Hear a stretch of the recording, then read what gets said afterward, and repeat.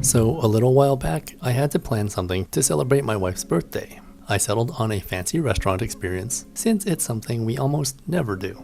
Sure, we go to nice-ish places sometimes, but nothing super upscale, where we would need to pay more than 20 euros per person. One day I was walking through the old town and I saw this restaurant, Ertlo Namas. The only reason it stood out to me was because a travel vlogger included a visit to this restaurant in their video. I think they took down their channel, otherwise I would include a link to it. But because I recognized the place, I did a little more research and I decided that the €50 per person 4-course tasting menu was a good option for my wife's birthday. And so then I made a reservation. And so between making the reservation and actually showing up, the Michelin guide had revealed their results for Vilnius and the rest of Lithuania. And as luck would have it, Ertlo Namas made it into the guide. It didn't get a star, but hey, getting into the guide is an accomplishment too, I think. Here is how the Michelin guide describes the place. Set over 3 floors of a historic townhouse in the city center, this is a charming restaurant with wonderful wooden floors, fine period art on the walls, and a historical menu to match. Honestly, I didn't do much research before choosing the place, but it fit within our budget and 2 hours was suitable for arranging childcare. And so I just went for it. I think I would have gone for the 6-course menu if we could spare the extra hour, but I guess we'll have to do that another time. Okay, enough of the intro. So to maximize our time with childcare, we took a Bolt taxi from our place to the old town. The staff set us down at a table on the first floor. We were the only ones in the section, but there was some big private event happening upstairs. For drinks, my wife ordered a non-alcoholic sparkling wine, and I had a lemonade. First up was their homemade bread with pea butter from the 17th century. This was accompanied by the chef's compliment, which I can't remember and apparently did not record in terms of the description spoken by the server. I do remember there was a cheese filling and like something sweet in there too.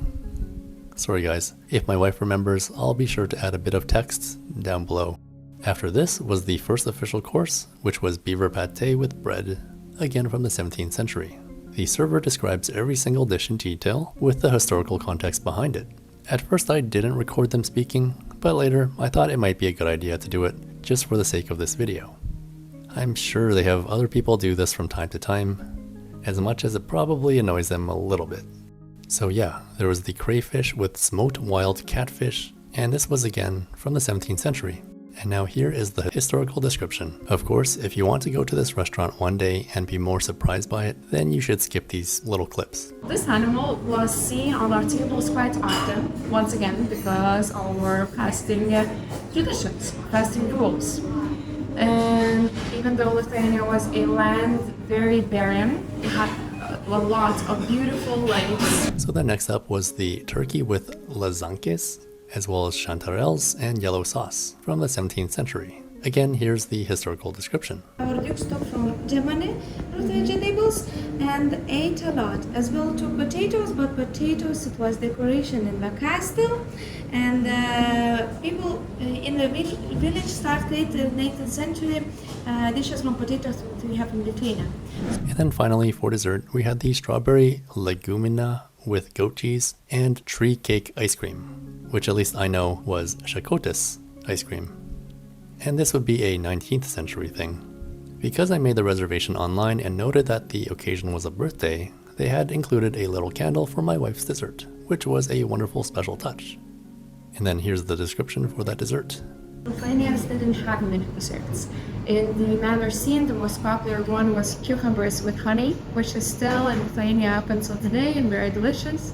Another thing was all sorts of fruit cheeses. Back in the day, King's cheese was quite popular. Nowadays, we have apple cheese left. But as far as sweet goes, there was a time in our history where, oh, we got sugar and we had no idea how to use it. So for quite a while, all of our dishes used to be sweet. Doesn't matter if it's vegetables, fruits. And so that was our Ertlo Namas experience. Yes, the food is high quality, delicious, and beautifully presented. The atmosphere is elegant and beautiful.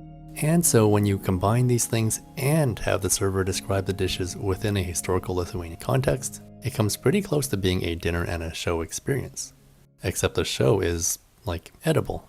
They recommend setting aside 2 hours for the 4-course menu, and I think 3 hours for the 6-course menu. but we were out of there in about 90 minutes, and maybe that's due to us being a small 2-person group during a non-busy day of the week.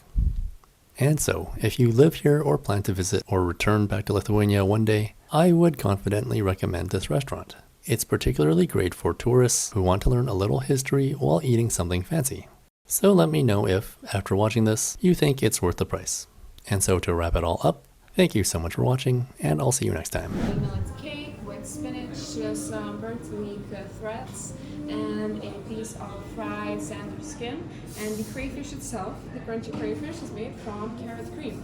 And well, this animal was seen on our tables quite often, once again, because of our fasting traditions.